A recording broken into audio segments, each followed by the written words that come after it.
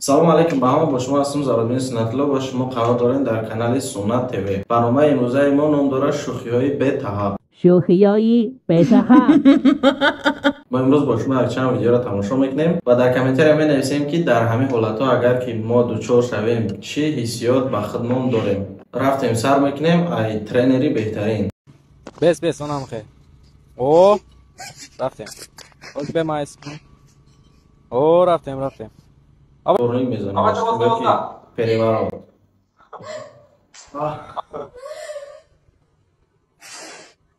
بچه بخیمه غلطی.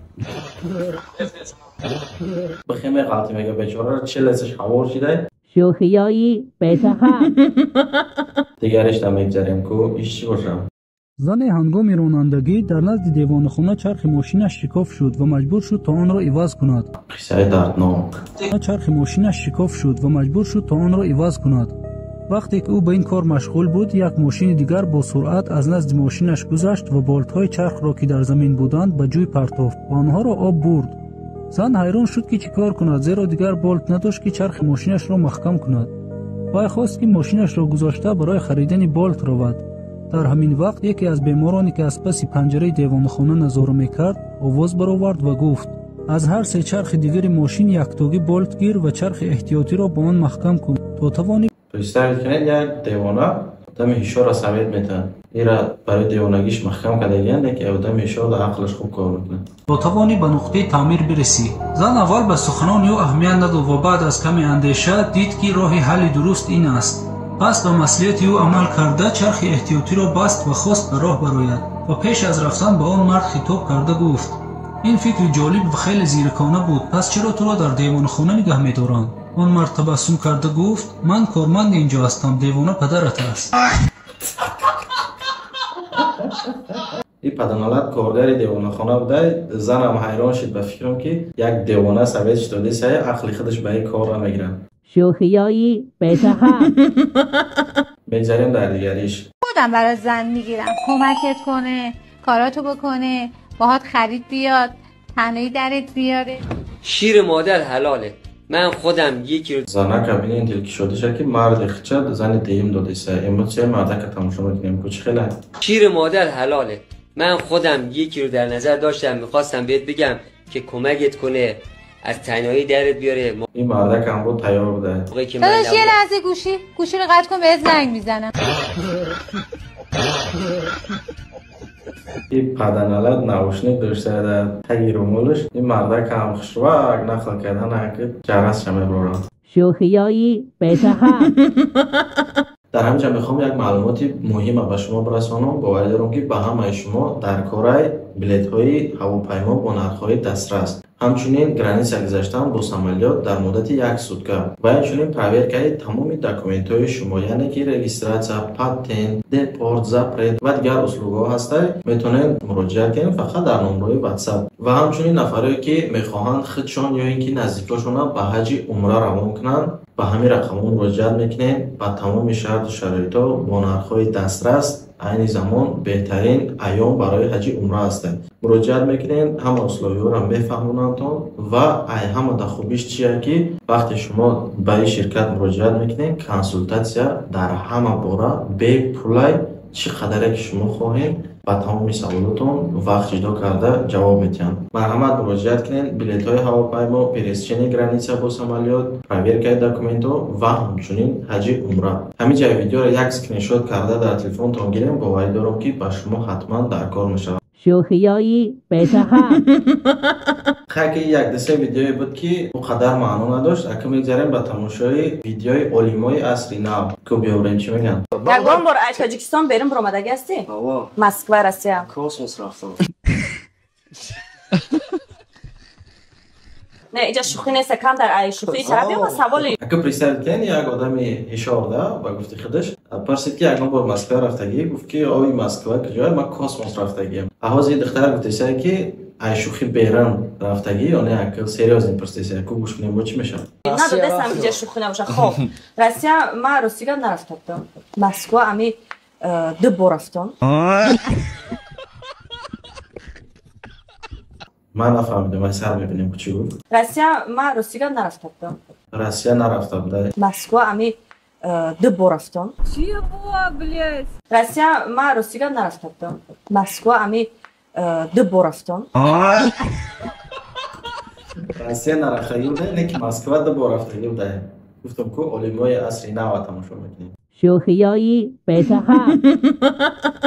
یک عادت دیگه هست که وقتی آدم‌ها صاحب یگان ماشین میشوند یا صاحب یگان چیز قیمت بها میشوند بعد جلوشون در نظرشون نمیتونه یا که دیگه آدم‌ها را به نظر نمیگیرن برای که صاحب ماشین شده دیگه این صحنه به فکرم هم خیلی میشه با یک جهت تماشا میکنیم که چی رخ میده ایجاده. ای مبارک شه حاجی جان صاحب ماشین شده. جمنز باشه. در روزای نرس صدا برای. کلیدای ماشین گرفت سخیره چه چرا نه؟ بابا برات ماشین مبارک شه. ای بچه جورا ایجا جورش اومد مبارک گویش کرد جورش تله کرد مقصد که روژهی کبوتری آزاد شده با قلای بلند رسیده جورا جونید به داخل واه اومده پرسه و برداره بچه ها ایدین نه شوخیایی بهتر. برادرای ویدیویی که تازه تماشا کردیم شاید که کم تعب شما را بالیده کرده باشه و این حال یک زمانی هست که تمام آدم‌ها درباره پولدار شدن درباره چه خیل بیزنس اداره کردن درباره چه خیل عبارات دادن بیزنس به حاضر تماشا میکنیم یک ترینر که ثابتی بنهایت خوب میته خوبترش به همه کسا میبینیم که چی میگه بدن کسی که میخواد ازتون خرید کنه تکیه داده عقب یه پاش اینجاست یه پاش هم سمت شما دیدی این حالتو تموم قراردادو در بیار توضیح اضافه نده حالا اگه مشتری دو تا پاش عقب بود اینجا در ثابت داده سعی که اگر شما مشتری دیدین که یک پاش قفا یک پاش پیش موندگی باشه زنچی تمام شما تیار بشین که مشتری از شما بار میخره که دوام شده میگم چی میگه نده حالا اگه مشتری دو تا پاش عقب بود این یعنی از شما خرید نمیکنه و دیگه هم میگه که اگر هر دی پای مشتری به قفا موندگی باشه مشتری از شما خرید نمیکنه یعنی به امید خریدی و نشینه پای کارتون میشین و همین را تماشا میکنیم حاضر در عمل یعنی که شخص به خریداری چیز میآید و از همین توصیه های ترینر استفاده کردن میشه فروشنده میبینیم که جواب میده یا نه یک پاش پیش ما بنویسم گفت هر دی پاش قفا کرد بنویسم یا ننویسم این در نظر خودمون اگر یک ویدیوی شوخی باشه نگی همه خلاده امروز هم در اینترنت ترینینگ زراندستن و وابش آدمایی هستن که درباره بیزنس توصیه میتن بسیاریاش چون آدمایی هست که یا بانکرات هستن یا که بیزنسی ندارن که در عمل نشان تیان یا اینکه از حساب همو ترینینگایی که میگذرانن از حساب همو درآمد دارن این همونا را در نظر دارده شوخیایی بهتر.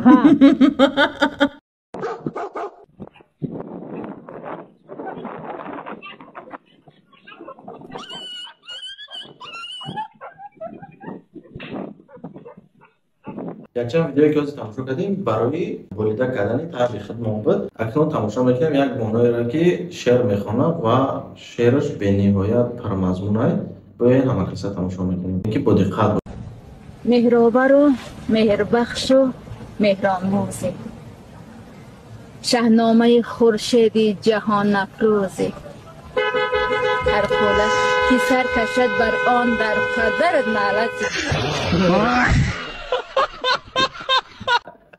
سیگنال برحمش شوخیایی بهتر. وقتی که در فوتبال راحت نمیتم که ببینید چی هم شده حالی شما با ما خرسنده کنیم بازی کنیم یه بیچاره را در فوتبال راحت ندادن علام داره که تاسه چی که خرسندی تونه شما میگیرم سویتا تونه میکشم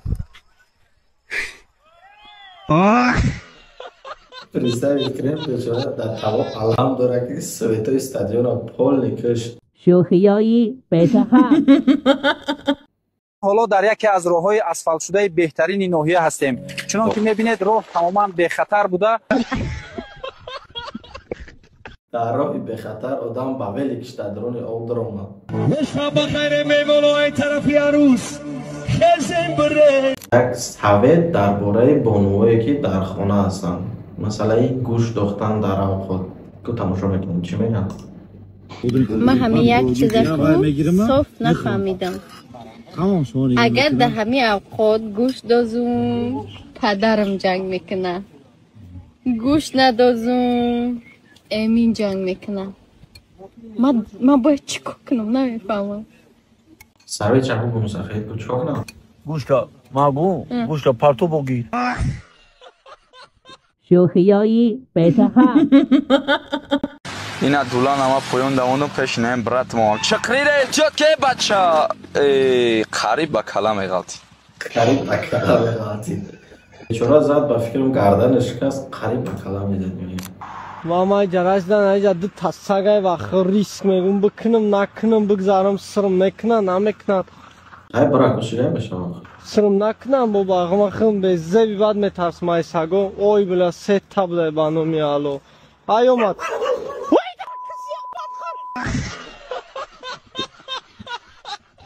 شوخیایی بهتر. کم در پیش ویدیو رو تماشا کردیم که سگ چخیل 360 گرادوس تون رو پرتافت. وقتی که دخترها سگ میبینم بعد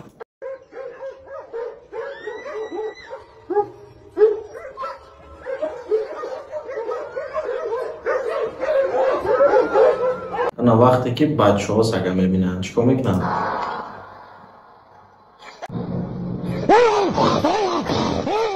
چگونه مردم به قرآن نه به انسانیت میفهمن نه به شرافت میفهمن پدرتو به قلب نارد پدرتو شوخیایی بهتر.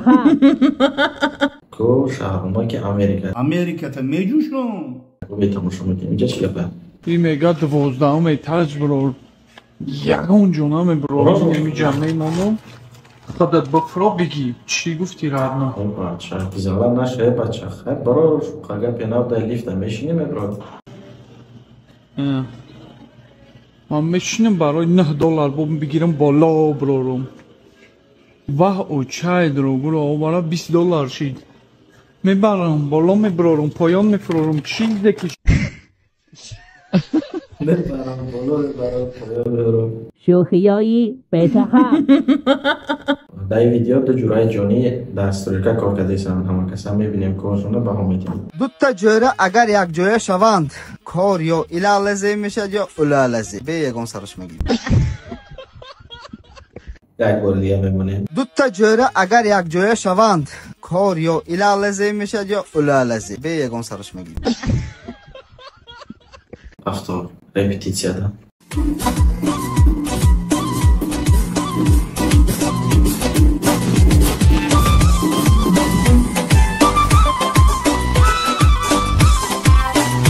شوخیایی بهتر. اینترویو ژورنالیست از یک پیرمرد که بیا تماشا میکنیم اینجا چی کرده؟ ای کاش به حرف بابام گوش میکردم. مگه چی میگفت؟ گوش نکردم که چی میگفت.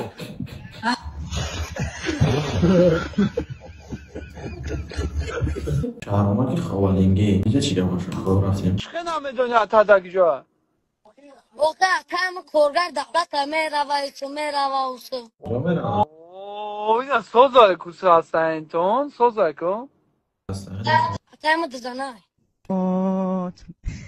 نگوی خیلی حتی تامی برام اخکام میکنم بانو میالو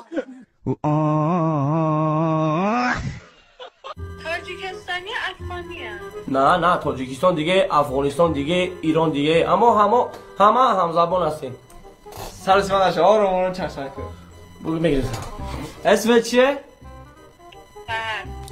سحر اسم من شام. نامت چیه ایتریست؟ از من بعد یابی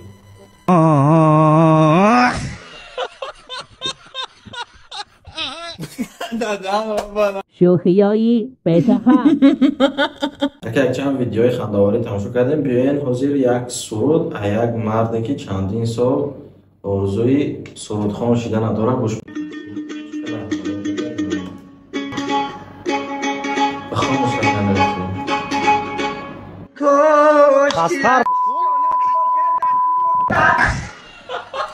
جای خنده نداره همین خیلی ویدیو ما باوری دارم که همه مردا مجبور کردگیان که بخونه با هم میکروفون گرفتگیان در پیش قپیدگی اگر پرستاوید کنید یک پارتی بودم که ای هر خیلی باشه نباشه یک مردی کلامسو ای همو را خواهش کردی که بخون اگر بود چیه که در طور سر او میزنی خیلی که یک بی‌تربیتی ده اینه که تو چی درجه بیچاره را قهرش کرد. شوخیایی بهتر.